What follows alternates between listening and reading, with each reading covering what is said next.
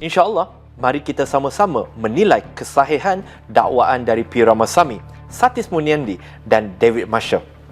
Dan berikut merupakan dakwaan-dakwaan mereka. Dakwaan pertama, Nagaswaran Muniandi menculik 3 anak itu semasa ketiadaannya untuk ditukarkan agama dan ditempatkan di sebuah pusat Islam di Perlis. Beliau dibantu oleh seorang perempuan bernama Nazira Nantakumari dari Pulau Pinang. Dakwaan yang kedua, Puan Loh di hadapan polis ditunjukkan dokumen berkaitan penukaran agama ketiga-tiga anak itu. Pengislaman ini dilakukan oleh seorang yang bernama Nazira Nantakumari. இந்த தாயாருக்கு தெரியாம இந்த கணவன் சொன்னாருன்னு சொல்லி அந்த குழந்தைகளை வந்து மதம் மாற்றிய நசிரா என்கிற நசிரா பின்னால் என்ன குமாரி வருது போல அதை செஞ்சது ஒரு பெண்மணி, சரிங்களா, ஒரு இந்திய முஸ்லிம் பெண்மணி. அவங்க என்ன காரணத்துக்காக அதை செஞ்சாங்கன்னு அவங்களுக்கு தான் தெரியும், சரிங்களா, மதம் மாத்திட்டாங்க. Dakwaan ketiga, Nazira yang mengendalikan sebuah NGO Islam di Bayan Lepas, Pulau Pinang bertanggungjawab terhadap penukaran agama kanak-kanak itu. Dakwaan keempat, orang seperti Nazira untuk menyembunyikan orang bukan Islam, terutamanya kanak-kanak bawah umur tanpa kebenaran ibu bapa mereka.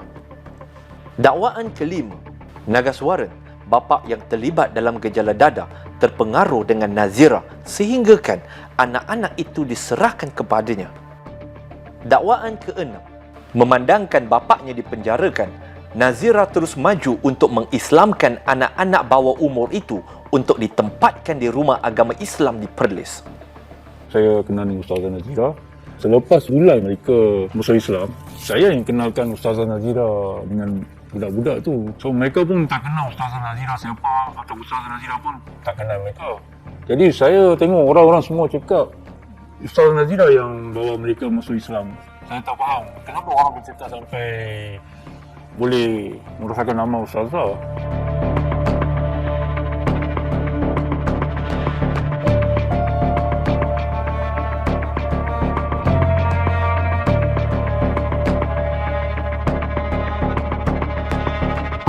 Saya ada sedikit nasihat untuk Ramasamy, ya, sedikit saja nasihat saya, iaitu agar Ramasamy berfikir beberapa kali sebelum menulis.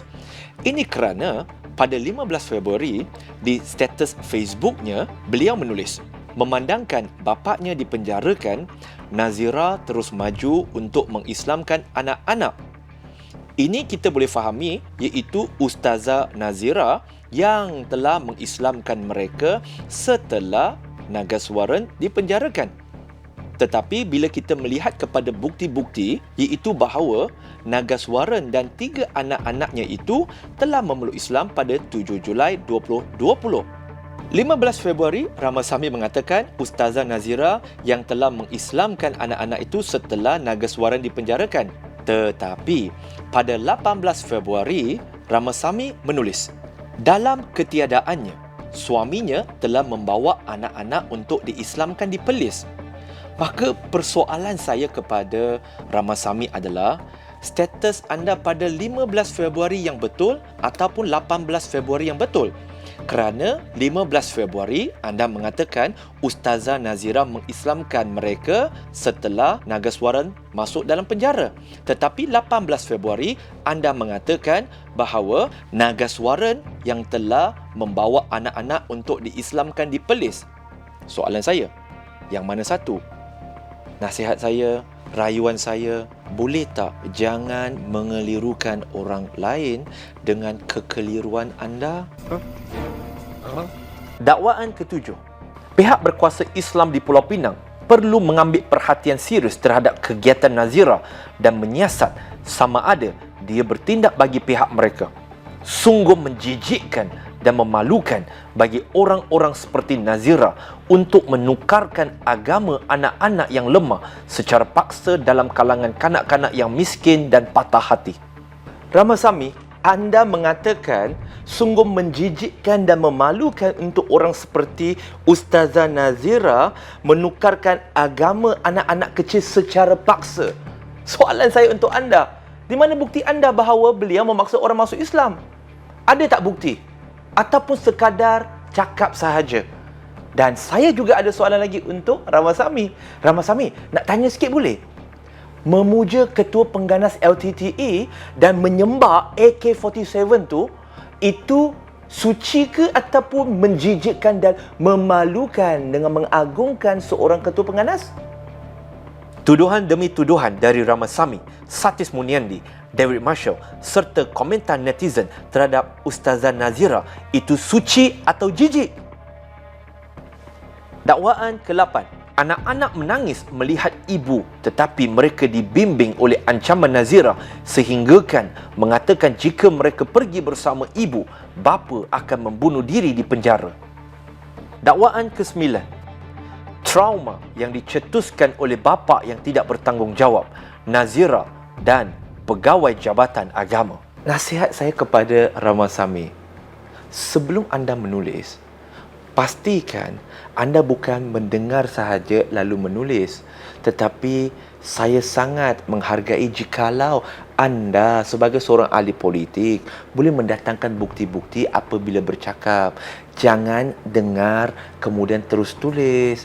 Sebab itulah dalam Islam, Nabi Muhammad kata, cukuplah seseorang itu dikatakan berdusta apabila dia terus menyampaikan apa sahaja yang dia dengar. Ramasamy, kalau setakat bercakap, semua orang boleh bercakap. Tetapi, mana buktinya? Dakwaan ke-10. Ustazah Nazira menyorokkan mereka, menjaga mereka selama 3 atau 4 tahun. அவங்க என்ன பண்ணிருக்காங்கன்னா அந்த இடத்துல இருந்து அவங்க தான் அந்த பிள்ளையை வச்சிருந்திருக்காங்க. ஸோ அவங்க வந்து ஒரு மெசேஜர் பண்ணிருக்காங்க. 4 வருஷமா பிள்ளை வந்து 3 வருஷத்துக்கு மேல வந்து பிள்ளை வந்து அவங்கள்ட்ட தான் இருந்திருக்கு. 3 பிள்ளைங்களும். ஸோ 3 பிள்ளைங்களும் அவங்க தான் வச்சிருந்திருக்காங்க. Kepada David Marshall, Nagaswaran sendiri yang daftarkan anak-anaknya untuk masuk ke Yayasan Abu Bakar pada 12 September 2020 dan kemudian Ustazah Nazira sendiri yang memulakan inisiatif menghubungi Puan Loh pada 10 Januari 2022. Logik ke orang yang nak menyorokkan anak orang menghubungi ibu bapa mereka dan hantar gambar anak-anak itu?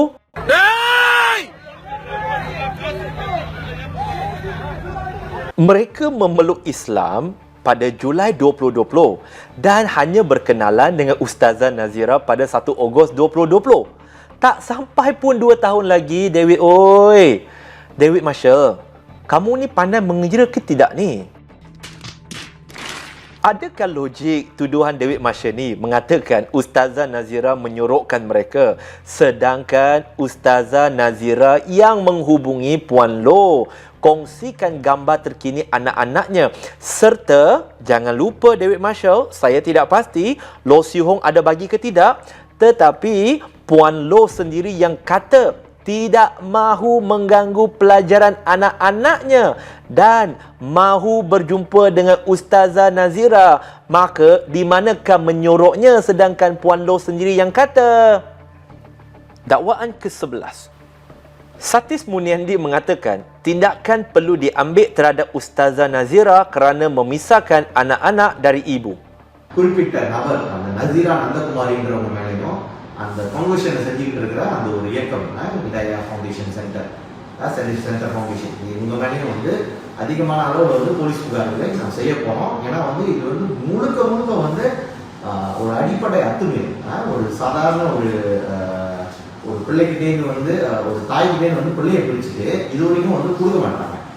Dia duduk lebih kurang dalam beberapa bulan lah, tak silap saya dia hilangkan diri. Lepas itu kami yang duduk jaga dia lebih kurang dalam setahun lebih. Dia main bising-bising buat gelabak-gelabak lah. Dia jalan jalan sini dia bising. Aku ada surat lah, orang kena ikut saya lah, macam-macam lah dia cerita.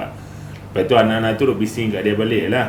Memang mak pergi mana selama ni 1 tahun lebih cari saya, makcik ayah yang jaga dia, macam-macam lah dia pun cerita.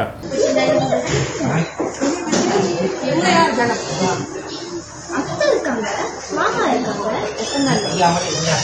அவங்க என்ன 3 வருஷம் படிச்சாங்க. Memisahkan anak-anak dari ibu atau ibu yang pergi jauh berpisah dengan anak-anak sampai melahirkan bayi lelaki pada 31 Ogos 2021.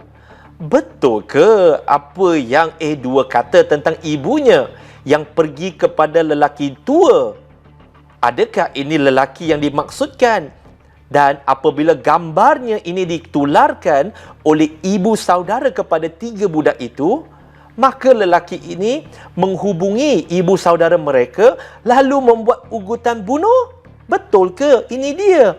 Mari kita dengar rakaman suara panggilan beliau kepada Parimala Muniandi, iaitu ibu saudara kepada A1, A2 dan juga B1.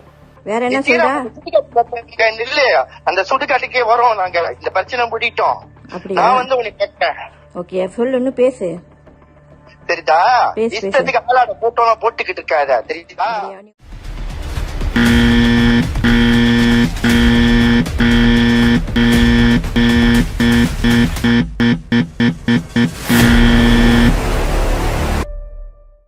Beberapa dakwaan tentang Loh Siu Hong sebagaimana dilaporkan oleh media. Apakah benar kesemua dakwaan mereka? Siri 4, siri terakhir, kronologi kes Loh Siu Hong menilai kesahihan dakwaan Loh Siu Hong.